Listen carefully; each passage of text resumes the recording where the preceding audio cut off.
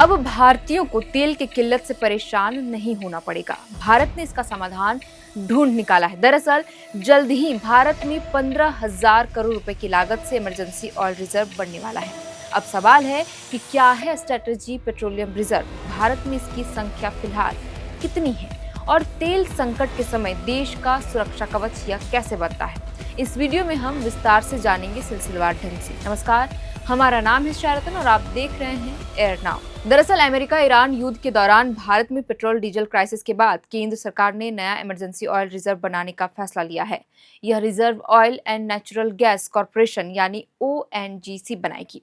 दरअसल economic time की report के मुताबिक इस पूरे प्रोजेक्ट में करीब 15,000 करोड़ रुपए खर्च होने का अनुमान है। यह अंडरग्राउंड इमरजेंसी तेल भंडार कर्नाटक के मंगलूर में बनाया जाएगा। इसमें 1.28 लाख बैरल तेल रखा जा सकेगा। अभी भारत की कुल स्ट्रैटेजिक क्रूड स्टोरेज क्षमता करीब 3.9 करोड़ बैरल है, जिसे आपात स्थिति में इस्तेमाल किया जाएगा। रिपोर्ट के मुताबिक इस प्रोजेक्ट के खर्च को 2 हिस्सों में बांटा गया है। ओएनजीसी भूमिगत गुफा के निर्माण पर लगभग 5,000 करोड़ रुपए खर्च करेगी और मौजूदा बाजार कीमतों और एक्सचेंज रेट के आधार पर इस फैसिलिटी में कच्चा तेल भरने के लिए सिर्फ 10,000 करोड़ रुपए की जरूरत पड़ सकती है।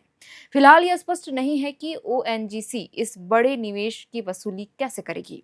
यह भी तय होना बाकी है कि यह फैसिलिटी सिर्फ एक इमरजेंसी रिजर्व के रूप में काम करेगी या रेवेन्यू बढ़ाने के लिए इसमें कमर्शियल एक्टिविटीज को भी शामिल किया जाएगा। अब तक देश के सभी स्ट्रैटेजिक पेट्रोलियम रिजर्व प्रोजेक्ट्स को पूरी तरह सरकार फंडिंग करती थी। इसका management Indian strategic petroleum reserve limited यानी आईएसपीआरएल करती है। पहली बार ओएनजीसी इतना बड़ा निवेश करने जा रही है। बहरहाल इस योजना को लागू करना इतना भी आसान नहीं होगा, क्योंकि तेल कंपनियां इसका कड़ा विरोध कर सकती है। मीडिया रिपोर्ट्स के अनुसार कच्चे तेल की खरीद मौजूदा कीमतों और विनिमय दरों के हिसाब से स्टॉक का दोगुना करने के लिए कंपनियों को सिर्फ तेल खरीदने पर ही करीब 60,000 करोड़ रुपए खर्च करने होंगे। स्टोरेज का ढांचा 15 करोड़ बैरल तेल रखने के लिए नए स्टोरेज बैंक बनाने होंगे। इसमें कई हजार करोड़ रुपए का अतिरिक्त निवेश लगेगा और इस बुनियादी ढांचे को तैयार होने में सालों का वक्त भी लग सकता है।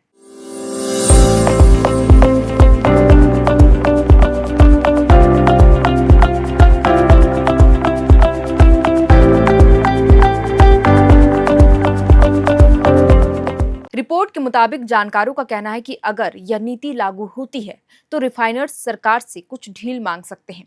कंपनियों की चाहत होगी कि उन्हें स्टोरेज टैंक बनाने की जगह चुनने और उस तेल को बेचने या ट्रेंड करने की आज़ादी मिले।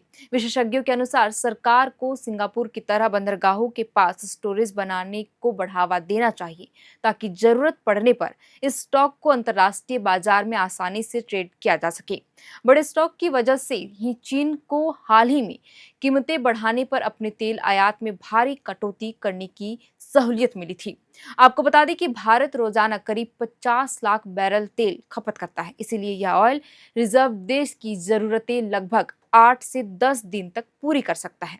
1.28 लाख बैरल का नया रणनीतिक तेल भंडार का प्रोजेक्ट पूरा होने पर यह क्षमता करीब 33% यानी 3 दिन तक बढ़ जाएगा।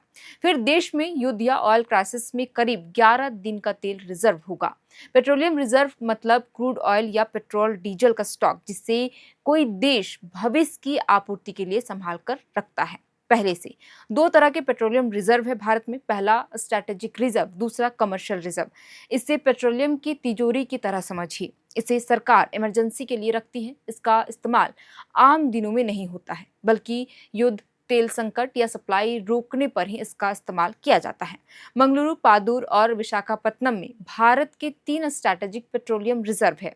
यहाँ जमीन के नीचे बड़े बड़े गुफानुमा टैंकों में तेल रखा जाता है। बताते चले कि इंडियन ऑयल जैसी तेल कंपनियां अपने पास कमर्शियल स्टॉक रखती हैं, ताकि पेट्रोल पंपों पर सप्लाई बनी रहे।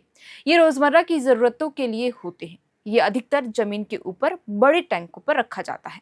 रणनीतिक तेल भंडार सरकार द्वारा बनाया गया ऐसा विशेष भंडार होता है, जहां बड़ी मात्रा में कच्चा तेल भूमिगत या सुरक्षित स्टोरेज सुविधा में जमा होता है। इसका इस्तेमाल तब किया जाता है जब वैश्विक स्तर पर तेल की सप्लाई पूरी तरह से बाधित हो जाती है, यानी कि ऑयल का क्राइसिस हो जाता है। कीमतों में आसमान उछाल आ जाता है। एसपीआई का मुख्य उद्देश्य देश की ऊर्जा जरूरतों को कुछ समय तक सुरक्षित रखना होता है। बहरहाल, हम स्ट्रेटेजिक पेट्रोलियम रिजर्व के इतिहास के बारे में थोड़ा बात कर लेते हैं। तो 1900 के दशक में खाड़ी युद्ध के वजह से भारत में पेट्रोल डीजल महंगा हुआ। उस वक्त तेल निर्यात देशों द्वारा आपूर्ति में कटौती से कई देशों में ऊर्जा संकट का सामना करना पड़ा था।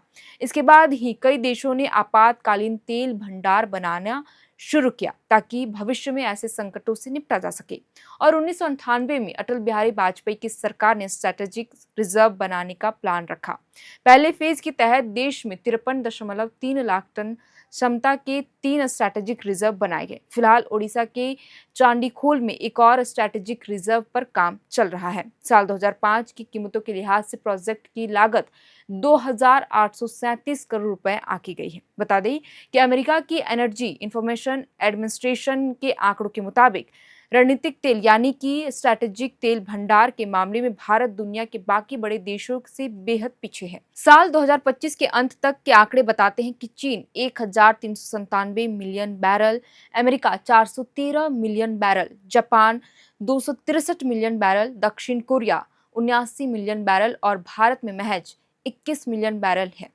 चीन के पास इस समय 1,397 मिलियन बैरल का विशाल स्टॉक है, यानी कि बहुत ही ज्यादा। इस भंडार का फायदा चीन यह उठाता है कि जब भी अंतर्राष्ट्रीय बाजार में कच्चे तेल की कीमतें अचानक बहुत बढ़ती है तो चीन बाहर से तेल खरीदना बंद या बेहद कम कर देता है और अपने इस रिजर्व स्टॉक का इस्तेमाल करने लगता है। भारत भी कंपनियों के जरिए अपने स्टॉक को 15 करोड़ बैरल तक पहुंचाकर यही ताकत हासिल करना चाहता है ताकि भविष्य में युद्ध या संकट के समय उसे महंगे दामों पर तेल ना खरीदना पड़े। भविष्य के किसी भी बड़े संकट से बचने के लिए ही भारत को अपने कदम भी तेजी से आगे बढ़ाने होंगे। खैर, अब देखना होगा कि 15,000 करोड़ की लागत से अब जो नया स्ट्रेटेजिक पेट्रोलियम रिजर्व बनने वाला है, ऐसी जो चर्चा चल रही है और सरकार पहल कर रही है, अब देखना यह होगा कि यह कब तक बनकर तैयार होता है। तो फिलहाल के लिए इस वीडियो में इतना ही। आप देख रहे थे एयर नाउ। मेरा नाम है शरतन। कैमरे के पीछे मौजूद है हमारे सहयोगी अभिषेक मुकुंद। बहुत बहुत शुक्रिया। FRP pressure vessels are made using fiber reinforced plastic, a powerful combination of high strength glass fibers and corrosion resistant resin.